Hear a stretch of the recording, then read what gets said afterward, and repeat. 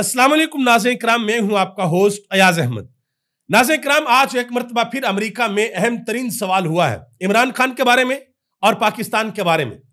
American state department में एक सहाफ़ी ने सवाल पूछा कि क्या डोनाल्ड ट्रंप की पॉलिसी में इमरान खान और पाकिस्तान है या नहीं है। याद रहे कि यह सवाल पहले भी पूछा गया था और उस वक्त कोई जवाब नहीं दिया गया था, लेकिन आज जवाब दिया गया है और इंतहाई अहम जवाब दिया गया है। और अमेरिका से एक अहम तरीन वफद हमारे हमसाए मुल्क अफगानिस्तान के अंदर भी पहुंचा है और अमेरिका ने वाज़ेह तौर पर बता दिया है कि अफगानिस्तान के ऊपर हमारी पॉलिसी क्या होगी। इसके अलावा आज इमरान खान की बहन नौरीन खान ने इंतहाई अहम बात की है उन लोगों के बारे में जो बिल्कुल तैयार बैठे थे कि हम सलामती कमेटी की मीटिंग के अंदर जाएंगे। बाद में पाकिस्तान तहरीक इंसाफ का सोशल मीडिया एक्टिवेट हुआ था और उस फैसले को वापस लिया गया था। इस्लामाबाद हाई कोर्ट के अंदर अहम तरीन डेवलपमेंट हुई है, वो आपके सामने रखने के लिए जा रहा हूं। अली अमीन गंडापुर ने जवाब दिया है फैसल वावडा को। उन्होंने कहा जी फैसल वावडा ने बिल्कुल झूठ बोला है।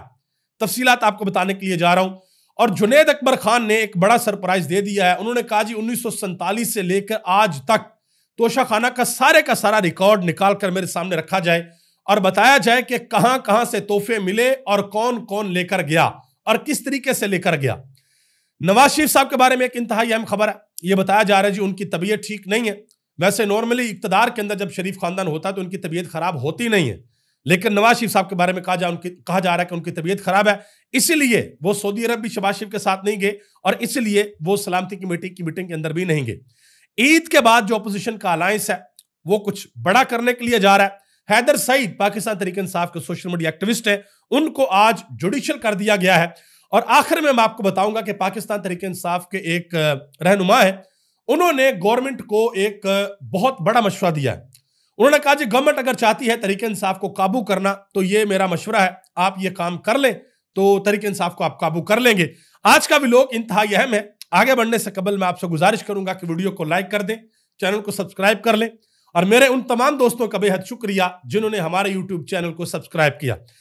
नाज़रीन किराम, सबसे पहले बात करते हैं जो अमेरिकन स्टेट डिपार्टमेंट में इमरान खान के हवाले से सवाल हुआ। जलील अफरीदी साहब एक सहाफ़ी हैं, इन्होंने ये सवाल पहले भी किया था और उस वक्त कोई खास जवाब नहीं दिया गया था। उस वक्त सिर्फ उस शख्स के ऊपर जवाब दिया गया था जो पाकिस्तान ने अमेरिका के हवाले किया था, शरीफुल्लाह, और इमरान खान के हवाले से खामोशी थी। लेकिन आज जलील अफरीदी ने सिर्फ सवाल किया इमरान खान के बारे में। उन्होंने कहा जी पाकिस्तान के अंदर जो सबसे बड़ी पार्टी है इमरान खान को जेल के अंदर बंद किया हुआ है और पाकिस्तान के अंदर जो हालात हैं वो भी पूरी दुनिया के सामने है। तो डोनाल्ड ट्रंप जो है वो इलेक्शन से कबल इमरान खान के बारे में बात करते थे और अमेरिका के अंदर बहुत बड़ी तादाद के अंदर पाकिस्तानी हैं जो इमरान खान को सपोर्ट करते हैं। तो क्या डोनाल्ड ट्रंप पाकिस्तान के बारे में और इमरान खान के बारे में कुछ कहेंगे या नहीं कहेंगे? तो आज ये जवाब दिया गया है कि डोनाल्ड ट्रंप को आए हुए सिर्फ 8 हफ्ते हुए हैं और बहुत कुछ है लिस्ट के अंदर करने को, ये उन्होंने बात की है। साथ में उन्होंने ये भी कहा कि किसी मुल्क के जो इंटरनल अफेयर्स हैं उसके हवाले से मैं कोई बात अभी नहीं कर सकती, लेकिन उन्होंने कहा कि हम पूरी दुनिया के ऊपर नजर रखे हुए हैं, पूरे ग्लोब के ऊपर कहां पर क्या हो रहा है ये हमारे लिए बड़ा इंपॉर्टेंट होता है। तो आज ये इशारा दिया गया वाज़ेह तौर पर कि डोनाल्ड ट्रंप यूक्रेन का मसला हल करना चाहते हैं, गजा वाला मसला हल करना चाहते हैं, एक दो मसले और हैं वो हल करना चाहते हैं, ईरान वाला मसला हल करना चाहते हैं। उसके बाद फिर हो सकता है पाकिस्तान की बारी भी आ जाए। और अफगानिस्तान के अंदर तो उन्होंने बाकायदा तौर पर अपना वफद भेज दिया है। ज़ल्मे खलीलजाद वो अफगानिस्तान पहुंचे हैं, इंतहाई अहम मुलाकात उनकी हुई है। और मैं आपको बताता चलूं कि ज़ल्मे खलीलजाद वो बंदा है जो अफगानिस्तान के लिए खसूसी नुमाइंदा था पिछली हुकूमत के अंदर, ठीक है, जो पहले जो सेटअप था जब यहां से अफगानिस्तान से अमेरिका का इनखला हुआ था। और ज़ल्मे खलीलजाद वॉर एंड टेरर के ऊपर इमरान खान की पॉलिसीज को सपोर्ट करते हैं कि जो इमरान खान कहता है वो बिल्कुल ठीक है। तो ये अमेरिका की जानब से एक वाज़ेह तौर पर इशारा है कि अफगानिस्तान के अंदर उनकी क्या पॉलिसी होगी, क्योंकि पाकिस्तान के अंदर कुछ लोगों ने ये वाज़ेह तौर पर बयान दिए थे कि अमेरिका को और पाकिस्तान को मिलकर अफगानिस्तान की तरफ से जो दहशतगर्दी आती है उसको खत्म करना चाहिए। तो अमेरिका ने तो भाई ये वाज़ेह तौर पर पैगाम दिया है कि नो मोर लड़ाई, हम कोई लड़ाई नहीं लड़ेंगे। इमरान खान की बहन नौरीन खान, उन्होंने कहा जी इमरान खान के बगैर पार्टी वालों ने कॉन्फ्रेंस के अंदर जाने का सोचा भी कैसे, ये कैसे जा रहे थे वहां पर, पूरी की पूरी लिस्ट बन चुकी थी, लोग जाने को तैयार थे। वो तो बाद में फिर इमरान खान के सोशल मीडिया ने इनको नानी याद करवाई कि किधर जा रहे हो भाई, इमरान खान को माइनस करने का इरादा करने क्या लगे हो? फिर बाद में फैसला वापस लिया गया और फिर इमरान खान ने भी अंदर से कहा अडयाला जेल से कि मेरी पार्टी ने जो फैसला किया मीटिंग में ना जाने का, वो फैसला बिल्कुल ठीक था। आगे आ जाए जी, इस्लामाबाद हाईकोर्ट के अंदर आजकल बहुत ज्यादा गर्मा गर्मी है। कल के व्लॉग में मैंने आपको बताया था कि जस्टिस सरदार इजाज इसहाक खान, उनकी अदालत के अंदर इमरान खान के साथ मुलाकात के हवाले से केस चल रहा था। उनको बताए बगैर, उनके वकील को बताए बगैर वो केस वहां से उठाकर एक लार्जर बेंच के हवाले कर दिया गया। तो उन्होंने यहां तक कहा था कि इससे बेहतर था कि आप मेरी अदालत की बुनियादों के अंदर कुछ रख के इस अदालत को उड़ा देते। यहां तक उन्होंने बात की थी। तो आज लार्जर बेंच के अंदर भी केस लगा हुआ था और इन्होंने भी आज समाअत की है। जो आज बातें जस्टिस सरदार इजाज इसहाक खान ने की हैं वो जरा सुने। उन्होंने कहा कि जाएं और लार्जर बेंच की प्रोसीडिंग को एंजॉय करें, मगर मेरी एक बात याद रखिएगा, जिसका आपने जवाब देना है कि लार्जर बेंच में आज जो कुछ हो रहा है वो लीगल है या नहीं है, फैसला आपने करना। ये उन्होंने बात की। मजीद उन्होंने कहा कि मेरे सामने इस वक्त मेरे अपने अदारे से मुतल्लक अहम तरीन मामला है। यह हाई कोर्ट की बजाय किसी और ने किया होता तो क्रिमिनल तौहीन अदालत बन जाता। अब हाई कोर्ट की बात आ गई है तो मैं यहां पर रुक जाता हूं। मैं इस केस में एक तफसीली फैसला दूंगा और इसमें चीजें तय करूंगा। ये उन्होंने आज बातें की और ये इंतहाई अहम बातें हैं। और जो लार्जर बेंच है जो बना है, जिसमें सारी की सारी दरखास्तें हैं, उन्होंने जो अडयाला जेल के सुप्रीडेंट है उनसे पीर तक जो तफसीली रिपोर्ट है वो तलब कर ली है। अब आगे आ जाए जी, अली अमीन गंडापुर साहब ने नदीम मलिक को एक इंतहाई अहम इंटरव्यू दिया है। उसमें एक चीज तो उन्होंने बड़ी वाज़ेह बता दी है कि पख्तूनख्वा के अंदर हम किसी भी सूरत किसी फौजी ऑपरेशन के हक में नहीं है और हम ये ऑपरेशन नहीं होने देंगे। वजह भी उन्होंने बताई। उन्होंने कहा जी ऑपरेशन का कोई फायदा नहीं होता बल्कि नुकसान होता है। उन्होंने कहा जी इंटेलिजेंस बेस्ड जो ऑपरेशन है, जो टारगेटेड ऑपरेशन है, वो चल रहे हैं, वो चलते रहेंगे और दहशतगर्दी के खात्मे के लिए हमें अफगानिस्तान के साथ बातचीत करनी पड़ेगी। यह वाज़ेह तौर पर उन्होंने बताया है। उन्होंने यह भी बताया कि जिस वक्त मुझे यह सूबा मिला उस वक्त हालात ये थे कि लक्की मरवत के अंदर हमारी पुलिस ने धरना दे दिया था, एहतजाज किया था कि भाई यहां पे हमें सिक्योरिटी फोर्सेस मारती हैं, इनको यहां से निकाला जाए। उन्होंने कहा कि अब मैंने इतनी मेहनत किया कि अब लक्की मरवत की जो आवाम है वो हमारी सिक्योरिटी फोर्सेस के साथ खड़ी है कि हम यहां पे दहशतगर्दी का खात्मा करेंगे। मजीद उन्होंने फैसल वाडा के हवाले से बात की। फैसल वाडा ने कहा था जी सलामती कमेटी की मीटिंग में अली अमीन गंडापुर ने 9 मई की मजम्मत की और यह कहा कि 9 मई जिन लोगों ने किया उनको सजा होनी चाहिए। तो फैसल वाडा को जवाब दिया है अली अमीन गंडापुर ने। उन्होंने कहा जी फैसल वाडा जैसे नामकूल लोगों को मीटिंग में नहीं बुलाना चाहिए। फैसल वाडा जैसे लोगों को बुलाना है तो हमें ना बुलाया करें। उन्होंने कहा जी फैसल वाडा ने झूठ बोला और उसको मेरे साथ मंसूब किया। उन्होंने अली अमीन गंडापुर ने यह भी कहा जी वो इन कैमरा इजलास था, उसकी वीडियो भी होगी, निकालें बाहर वीडियो कि मैंने कहां पर कहा है 9 मई की मैंने मजम्मत की और कहां पर मैंने कहा कि उन लोगों को सजा दे।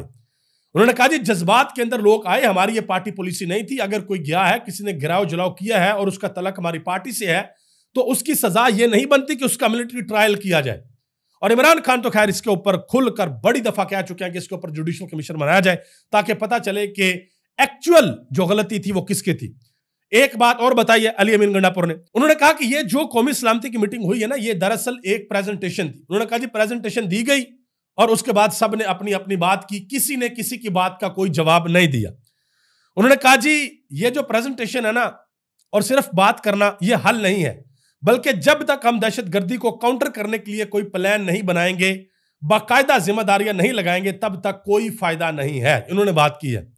जुनैद अकबर खान, उनसे भी सवाल हुआ। उनसे सवाल हुआ कि आपको कोई पछतावा तो नहीं है, आप कौमी सलामती की मीटिंग के अंदर नहीं गए। उन्होंने कहा जी कौमी सलामती के इजलास में शिरकत ना करके हमें किसी किस्म का कोई पछतावा नहीं है।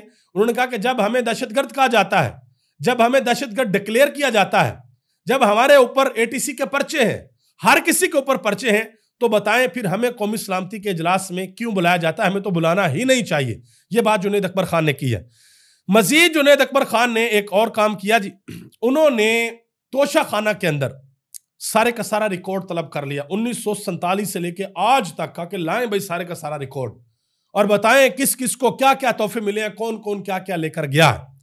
ठीक है जी, देखते हैं कि रिकॉर्ड पेश किया जाता है या नहीं किया जाता। बैरिस्टर सलमान अकरम राजा तहरीक इंसाफ के जनरल सेक्रेटरी जनरल है, उन्होंने कहा जी कल अली अमीन गंडापुर ने पाकिस्तान तहरीक इंसाफ के तमाम तहफ़्फ़ुज़ात भरपूर अंदाज में इजलास के शुरका के सामने रखे हैं और बंद कमरों के ये इजलास दरअसल फैसले नाफिज करने के लिए होते हैं। सर बताया जाता है जी हम ये फैसला करने के लिए जा रहे हैं। ठीक है जी। एक और बड़ी अहम बात हुई है मोहम्मद मालिक के शो में।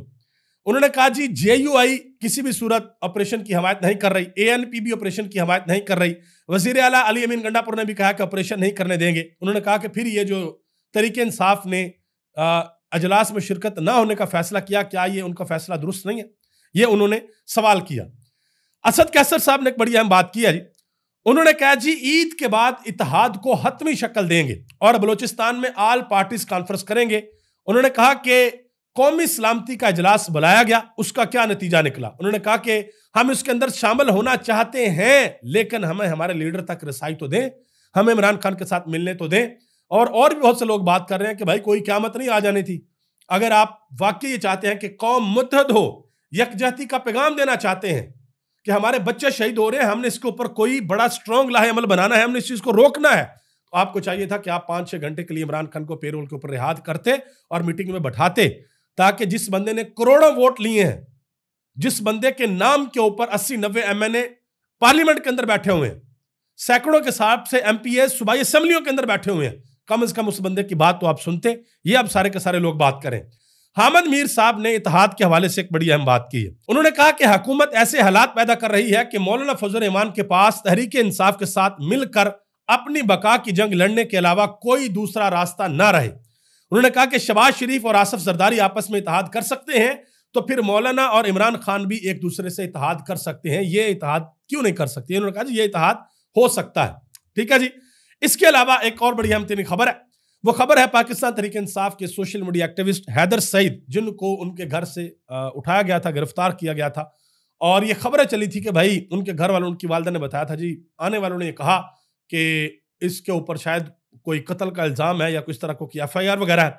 खैर उसको पकड़ा गया, फिर बाद में अदालत के अंदर पेश किया गया, जिस्मानी रिमांड लिया गया। आज अदालत ने हैदर सईद को जुडिशियल रिमांड के ऊपर जेल भेज दिया है। ठीक है जी। लेकिन सबसे अहम बात यह है कि तहरीक इंसाफ के ऊपर ये सख्तियां कब खत्म होंगी?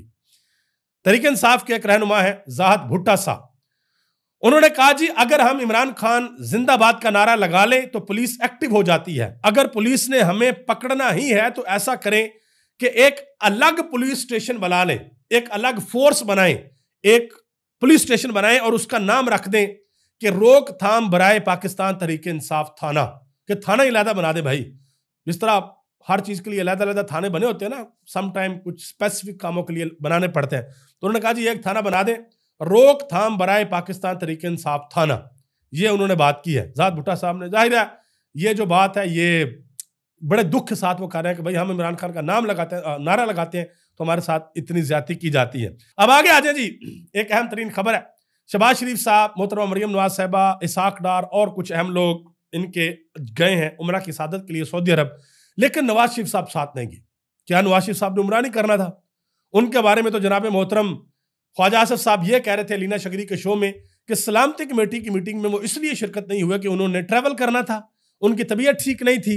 वैसे तो नॉर्मली जब इक़्तिदार के अंदर शरीफ खानदान होता है तो तबीयत खराब होती नहीं है, जैसे इक़्तिदार से निकलते हैं तो फिर तबीयत खराब होती है, फिर वो खुफिया दौरे भी दिल के पड़ते हैं और बड़े साख्ता प्लेटलेट्स और ये सारा कुछ होता है। तो जनाब मोहतरम ख्वाजा आसिफ साहब ये कह रहे थे कि वो इसलिए कौमी सलामती की मीटिंग के अंदर नहीं आए कि उन्होंने ट्रैवल करना, तो भाई ट्रैवल भी नहीं किया।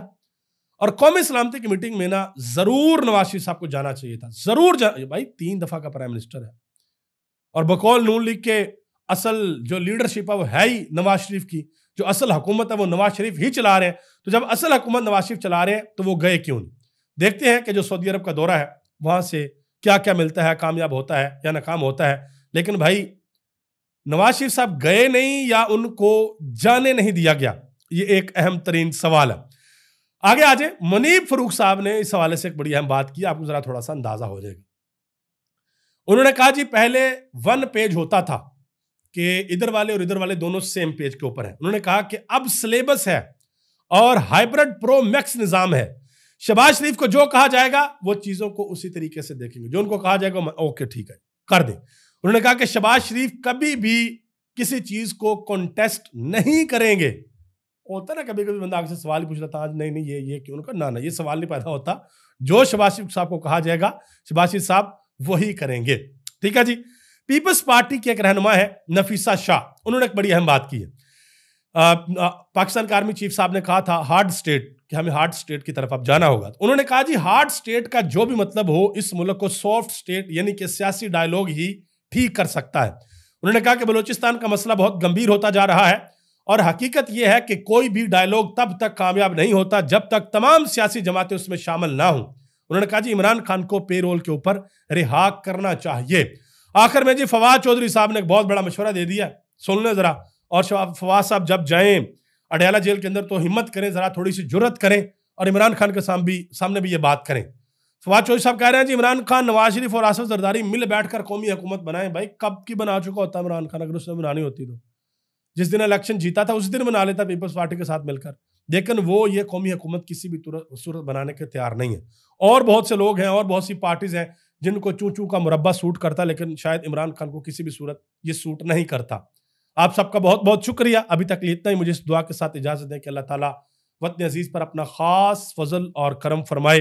अभी इंशाल्लाह अल्लाह के फजल और करम से रमज़ानुल मुबारक का आखिरी असरा शुरू होने के लिए जा रहा है। बहुत से हमारे भाई, हमारे दोस्त, हमारी माएँ बहनें, अल्लाह पाक उन पर फजल और करम फरमाएगा, वो एतिकाफ़ पर बैठेंगे। तो मेरी आप सब लोगों से गुजारिश है, आपने खुसूसी दुआ करनी है इस वतन अजीज़ के लिए कि अल्लाह पाक हमारे मुल्क पर अपना ख़ास फजल और करम फरमाए। अल्लाह पाक हमारे शुहदा के दर्जात को बुलंद फरमाए। और ये जो इस मुल्क के अंदर एक सियासी इंतशार है, इससे अल्लाह पाक हम पर अपना करम फरमाए कि लोग अक्ल के साथ फैसला करें, अक्ल सलीम के साथ फैसला करें कि भाई मुल्क को किस तरीके से चलाना चाहिए। ठीक है जी, आप सबका बहुत बहुत शुक्रिया। पाकिस्तान जिंदाबाद, पाकिस्तान के करोड़ों अवाम पाइंदाबाद।